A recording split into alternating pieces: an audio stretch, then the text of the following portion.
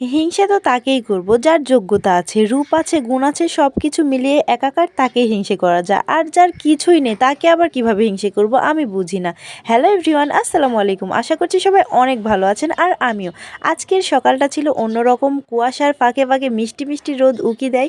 আমার তো ভীষণ ভালো লাগে শীতের সকাল। আর সকালবেলা উঠেই আমার তো যুদ্ধ শুরু হয়ে যায় আমার মেয়ের কাপড় চোপড় ধোয়া নিয়ে। তো এই ঠান্ডার ভিতরে আমার মেয়ের কাপড় চোপড় আমি ধুতে শুরু করে দিয়েছি, না হলে আর রোদে শুকাবে না, এই জন্য আর কি। এখনকার যুগে আমরা কম বেশি সবাই অহংকার করি, কেউ বলতে পারবে না যে আমার মধ্যে অহংকার নেই। তবে অহংকারের একটা লিমিট আছে। আমি দেখতে সুন্দর না, কিন্তু আমি যদি বারবার বলি আমি অনেক সুন্দর, আমি তোমার থেকেও সুন্দর, আমি আরেকজনের থেকেও সুন্দর, তাহলে কি আমি সুন্দরী হয়ে গেলাম? মানুষ বলতে হবে না? হ্যাঁ, এখন আশেপাশে তাই হচ্ছে। আরে ভাই, এখনকার ফিল্টার সুন্দরীরা আমাদের ছবি আপলোড করে বলে কি না যে আমরা তাদের কোনো লেবেলেরই না।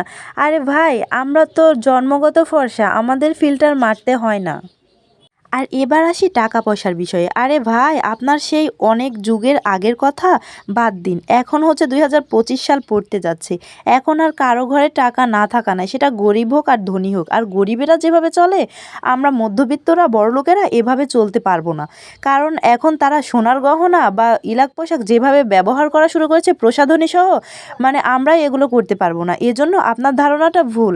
চোখ বন্ধ করে একবার ভাববেন, দেখবেন এই যুগের তুলনায় আপনি অনেক পিছিয়ে। তাকে নিয়ে খোঁটা দিয়ে কথা বলবো যে আমার চেয়ে সুন্দর, যে তারপরে সব কিছুতে পিছিয়ে আছে, কিন্তু আমার যে উপরের লেভেলে তাকে নিয়ে আমার কোনো কথা বলার ক্ষমতাই নেই। মানুষ যে কিভাবে পারে নিজেকে বড় করতে আমি ভেবে মাঝে মাঝে অবাক হয়ে যাই।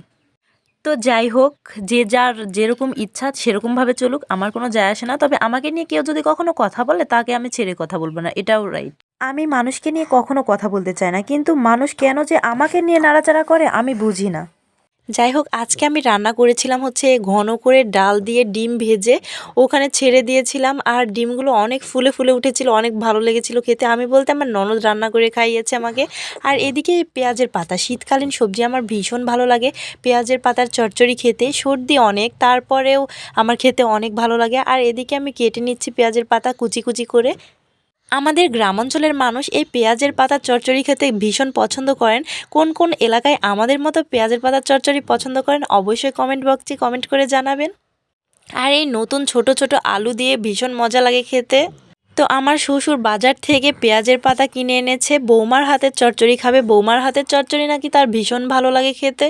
আর চচ্চড়ি বলতে ঝাল ছাড়া আমার চলেই না, ঝাল আমি একটু বেশিই দিই। তো ঝাল ঝাল চচ্চড়ি খেতে আমার মজা লাগে, আমার শ্বশুরও অনেক পছন্দ করে, এজন্যে আর কি। আর আপনাদের ভাইয়া তো মাছ খেতেই চায় না। তো মাছ এদিকে আমি একটু ভেজে নিব, কারণ মাছ একবারে ওকে নাকি গন্ধ লাগে। তো মাছ এজন্য একটু কড়া করে ভেজে তারপরে চচ্চড়ির ভিতরে আমি দিব। মাছ ছাড়া কি তরকারির স্বাদ হয়? মাছে যে কি অ্যালার্জি ওর আল্লাহ জানে। আমি কখনো ওকে মাছ খেতে দেখিনি, আমি বেছে বেছে দিই কাটা, তবুও ও মাছ খেতে চায় না।